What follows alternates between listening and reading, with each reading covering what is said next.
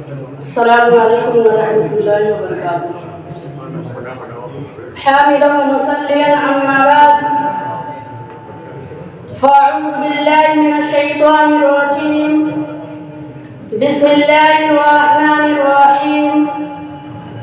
وما ارسلناک الا مبشرا ونذیرا. بزرگان دین، برادران اسلام، عزیزان ملت، اس محسن اعظم، فخر کائنات، سردار موجودات، رحمت للعالمین، امام المرسلین، خاتم النبیین کا ذکر پاک کرنے جا رہا ہوں، جس کا نامی اسم گرامی محمد مجتبی احمد مصطفیٰ صلی اللہ علیہ وسلم ہے. وہ بجلی کا کڑکا تھا یا صوت ہادی، وہ بجلی کا کڑکا تھا یا صوت ہادی، عرب کے زمین جس نے ساری ہلا دی. ایک آواز نے سوتی بستی جگا دی، نئی ایک لگن سب کے دل میں لگا دی. رہا اسے محروم آبی نفع کی، ہری ہو گئی ساری کھیتی خدا کی.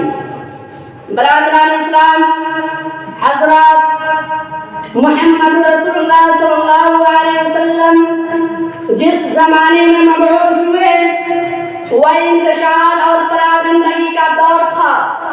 بربریت اور درندگی، ظلم اور طغیانی کی کالی گھٹائیں کائنات پر چھائی ہوئی تھی.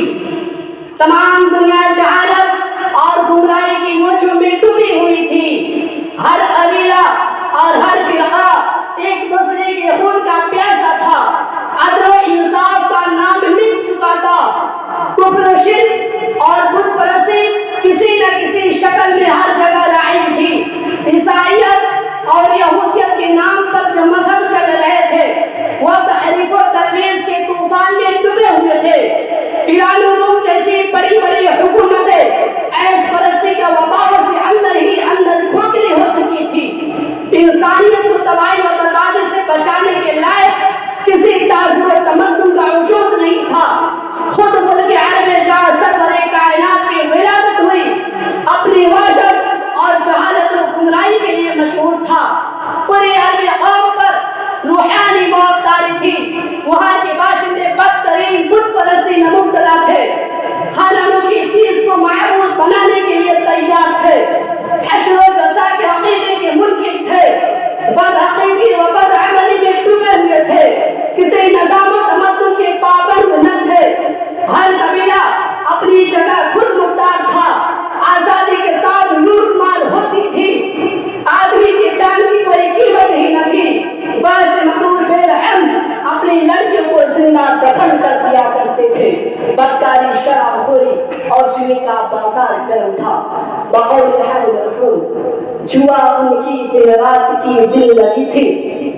ارے جوا ان کی دن رات کی دل لگی تھی. شراب ان کی گھٹی میں گویا پڑی تھی. بے حیائی کا یہ حال تھا کہ ایک دوسرے کے سامنے بے تکلف ننگے ہو جاتے تھے. عورتیں تک خانہ کعبہ کا طواف برہنہ ہو کر کرتی تھی.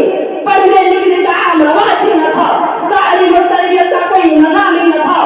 خدا فراموشی اور نفس پرستی، خود نمائی، بدتعظیمی، بدکرداری اور جہالت کا گھٹا تو اندھیرا چھایا ہوا تھا.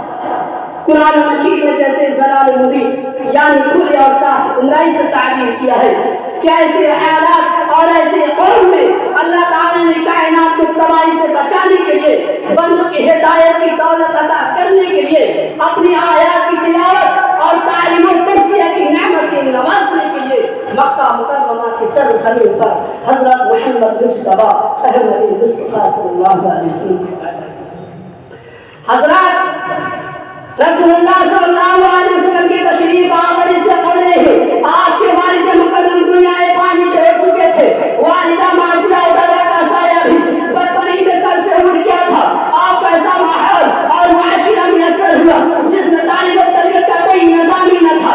آپ کی نبوت و رسالت کا یہ بہت بڑا ثبوت اور روشن مثال ہے کہ جہالت اور ضلالت بد اخلاقی اور کرداری کے گھٹا کو اندھیرے میں آپ سراج منیر اور شمع روشن بن کر چمکے. دست قدرت کے تیار کیے ہوئے غیبی تعلیم کدا اور تربیت میں غیر محسوس طور پر آپ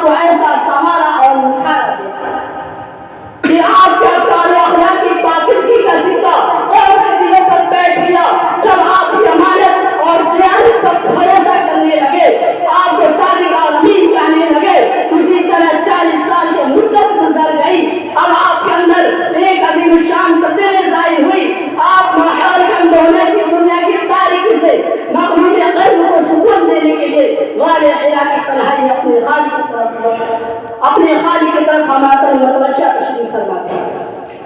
کیا اچانک جبریل امین تشریف لائے، انہوں نے اللہ کا پیغام پہنچایا یا وحی کے نزول کا سلسلہ شروع ہوا؟ حضرات، دنیا و آخرت کی کامیابی کی ضمانت دینے والی اس عالم التقین دعوت و تبلیغ کو دبانے اور مٹانے کے لیے جہالتی پرستاروں نے ایک چوٹی کا زور لگایا۔ وہ لوگ جو بچپن سے اب تک رسول اللہ صلی اللہ علیہ وسلم کو صادق اور امین، خوش اخلاق اور نیک کردار سمجھتے اور کہتے آئے تھے، انہوں نے آپ کی زبان مبارک سے کلمہ توحید اور دعوت اسلام سنتے ہی مخالفت و مزاحمت شروع کر دیا۔ کتنا تعجب انگیز ہے ان کا رویہ، کتنا حیرتناک ہے ان کا معاملہ۔ جنہوں نے بندوں کے سلسلے میں ہمیشہ سچائی دیانتداری اختیار کرنے والے بندے کو اللہ تعالیٰ کے بارے میں، خالق کائنات کے بارے میں نعوذ باللہ کاذب و خائن سمجھ لیا، جن کی قسمتیں روشن اور نصیب بیدار تھے، انہوں نے حق و صداقت کی دعوت کو قبول کرنا شروع کیا۔ اور بدقسمت لوگوں نے آپ پر ایمان لانے والوں کو ستانا، تکلیف پہنچانا، ظلم و زیادتی کرنا اختیار کیا۔ ایک دن نہیں، ایک مہینہ نہیں، ایک سال نہیں، بلکہ پورا 13 سال تک مکہ کی گلیوں میں چلنا پھرنا اور جینا مشکل۔ میں اپنی انہیں چند باتوں پر اپنی تقریر کو ختم کرتا ہوں۔ باقی